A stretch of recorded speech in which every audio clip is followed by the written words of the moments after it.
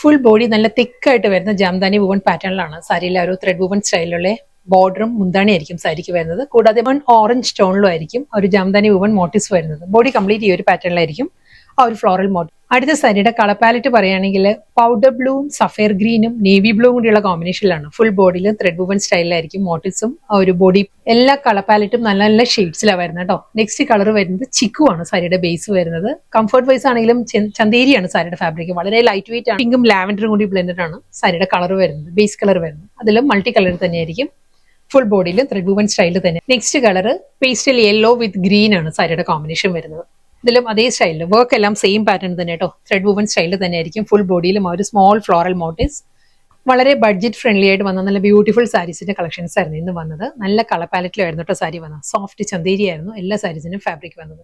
Multi കളറിൽ floral ആ ഒരു ത്രെഡ് വുവൺ സ്റ്റൈലിലായിരുന്നു ബോർഡറും ബോഡി ആൻഡ് പല്ലു വന്നിരുന്നത്. ലാസ്റ്റ് സാരിയാണ് വരുന്നത് പേസ്റ്റൽ യെല്ലോ വിത്ത് സഫയർ.